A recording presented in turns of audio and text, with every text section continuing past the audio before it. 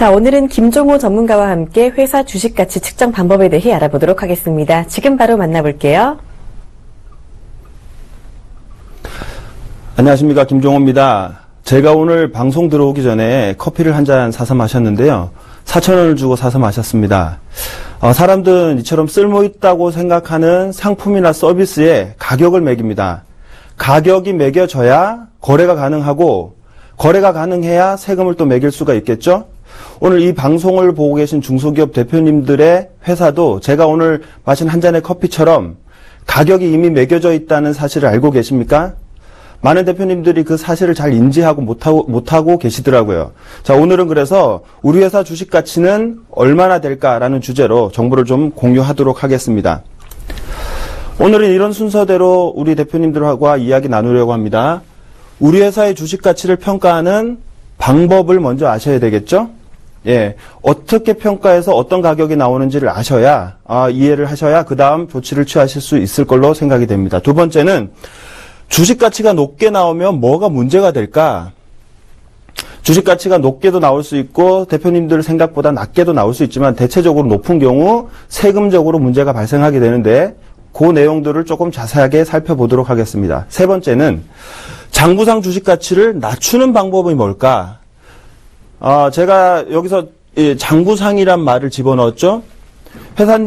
대표님들의 회사 가치는 물건을 만들고 서비스를 통용하면서 이미 대표님들의 마음속에 있습니다. 단, 장부상 주식 가치를 낮춰야 되는 경우가 발생을 하는데 그 이유에 대해서 조금 말씀을 나누도록 하겠습니다.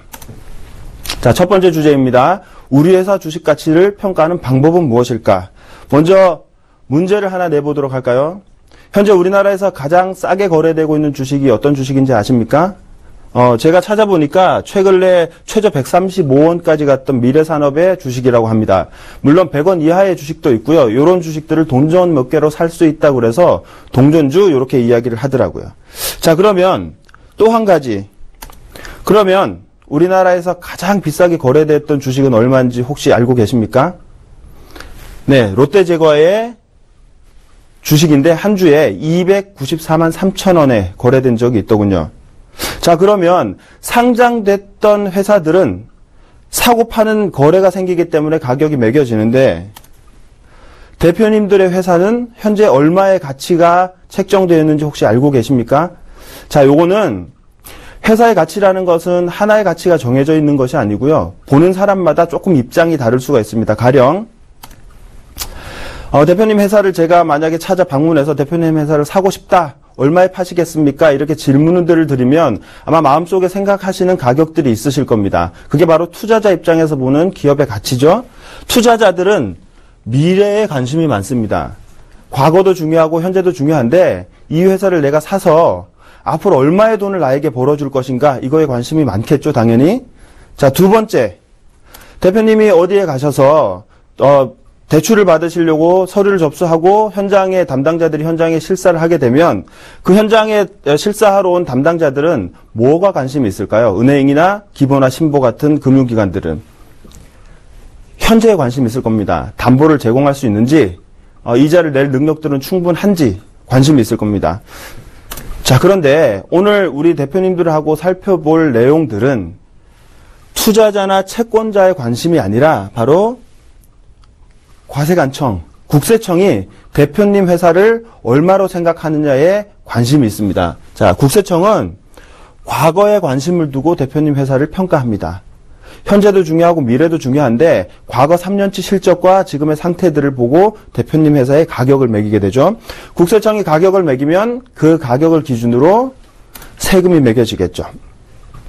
자, 국세청이 보는 우리 회사의 주식 가격은 그러면 어떻게 계산하는지를 먼저 좀 살펴보겠습니다. 상장된, 조금 전에 말씀드렸던 상장된 회사들, 롯데제과, 삼성전자, 현대자동차와 같은 상장된 회사들은 시가평가법이라는 방법을 사용합니다.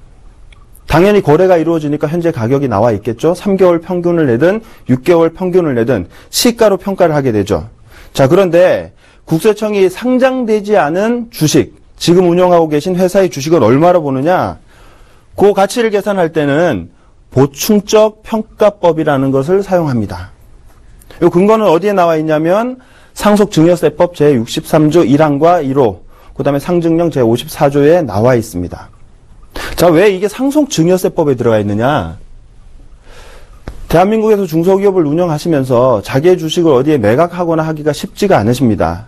주식의 이동이 일어날 때는 가까운 가족들에게 혹은 친척들에게 자기의 주식을 팔거나 혹은 증여하거나 상속할 때만 주식의 이동이 일어나게 되죠, 보통은. 그래서 상속증여세법에 규정을 하고 있는 겁니다.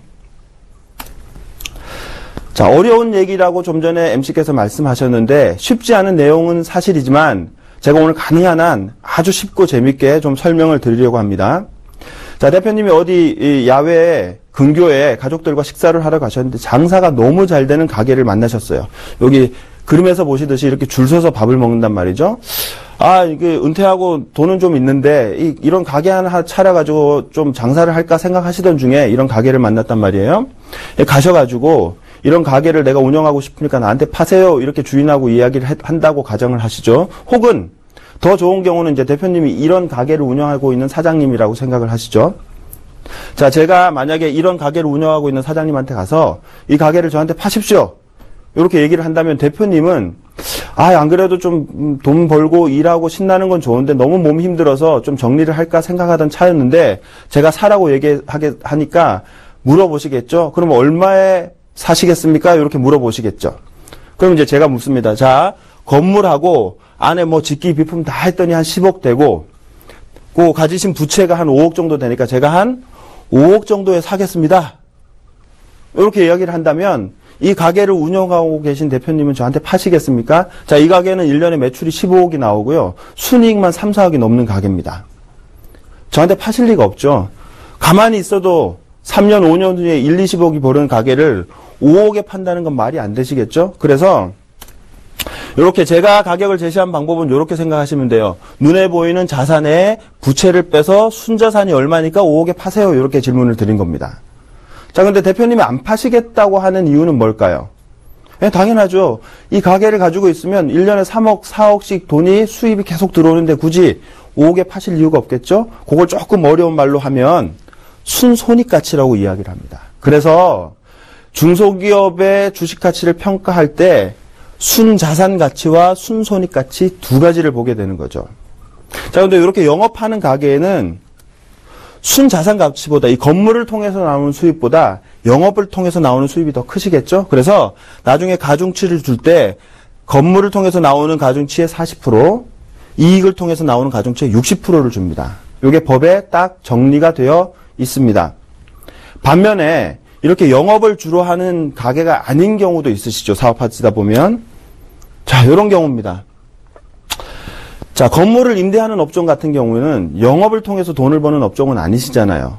거기에는 가지고 있는 부동산을 통해서 돈을 버시는 업종이니까 국세청이 가격을 매길 때 순손익가치보다 순자산가치를 더 크게 가중치를 둡니다. 자, 그럼 기준은 뭐냐? 순자산가치의 60%의 비중을 두는 기준은 뭐냐? 요겁니다.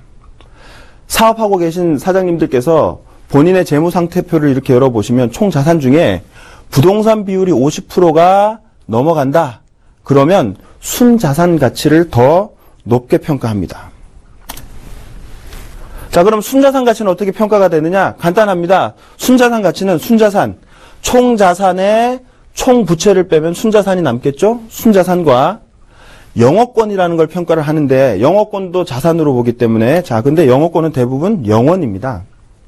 그래서 순자산과 영업권이 순자산 가치다 이렇게 생각하시면 되고요. 두 번째, 순손익 가치는 2016년 현재 올해 이제 기업 가치를 평가하겠다라고 생각하시는 사장님께서는 직전 3년의 이익이 중요합니다. 자, 직전 3년의 이익 중에 어떤 이익이 더 중요할까요? 사장님이 이제 어떤 가게를 매입하려고 할 때 3년 전에 이익이 잘 난 회사를 매입하려고 하시겠습니까? 작년에 이익이 잘 난 회사를 매입하려고 하시겠습니까? 당연히 작년에 이익이 많이 난 게 중요하겠죠. 그래서 이렇게 가중치를 1, 2, 3으로 두고 나누기 6을 한 다음에 요거를 10배를 해줍니다. 그러면 순자산 가치와 순손익 가치의 조합이 이루어지죠. 자, 첫 번째 주제에서 생각하실 건, 내 회사를 계산을 할 때, 기업 가치를 계산할 때, 순자산 가치와 순손익 가치가 있다. 이렇게 생각하시면 될 것 같습니다. 자, 그럼 두 번째 주제로 넘어가 볼까요? 주식 가치가 높으면 좋기만 할 것 같은데, 가령 대표님 회사를 누군가 찾아와서 10억에 산다는 사람이 있고 50억에 산다는 사람이 있다면 당연히 대표님은 50억에 팔려고 하시겠죠. 자, 그런데 국세청이 보는 기업 가치가 마냥 높은 게 좋은 건 아니라는 사실이죠. 왜 그럴까요? 네, 기업 가치가 높으시면 대표님이 가지고 계신 주식을 이동하려고 할 때 항상 세금을 높은 가치에 부합하게 내셔야 되기 때문입니다. 자, 그러면 같은 이익이 있는 기업에 어떻게 주식 가치가 달라지는지를 한번 볼까요? 자, A기업, B기업, C기업을 제가 상정을 했습니다. 자, A기업은 3년 전에 순손익이 3억, 작년에 2억, 올해 1억입니다. 합산해서 평균을 내면 2억이 평균 순소득이겠죠. 자, B기업인 경우는 2억, 2억, 2억 해마다 같습니다. 여기도 합산해서 평균 내면 2억입니다. 자, C기업도 마찬가지입니다. C기업은 그런데 3년 전에 1억, 작년에 2억, 올해 3억 이렇게 기업 가치가 높아졌습니다. 하지만 여기도 평균을 내면 2억입니다. 자, 같은 경우라고 보시면 괜찮을 것 같습니다. 자, 이 기업의 조건은 주식의 액면가가 10,000원이고요. 만주를 발행했습니다. 당연히 자본금은 1억이시겠죠. 순자산은 10억으로 가정을 하겠습니다. 영업권은 없고요. 부동산 비율은 20%입니다. 아까 기억하셔야 될 게 하나 있었죠? 부동산 비율이 50% 이하인 게 중요하다. 이렇게 말씀을 드렸습니다. 자, 제가 계산을 해보니까 A기업은 주식 가치가 14만 원 정도 나옵니다. 한 주당. 아까 10,000원에 설립된 주식이 14만 원이 된 거죠. 자, B기업인 경우는 16만 원이 나오고요. 이렇게 이익이 3년 동안 계속 증가한 기업은 18만 원의 주식 가격이 나옵니다. 자, 주식 가치가 왜 중요하다고 말씀드렸습니까? 사업을 하시다 보면 주식을 이동하셔야 될 일이 생기시는데 그때 주식 가치를 기준으로 세금을 매기기 때문입니다. 자, A기업 다시 한번 기억하시죠? A기업은 매출이 떨어졌던 기업이고 이익이 떨어졌던 기업이고 B기업은 일정했고 C기업은 상승을 했죠.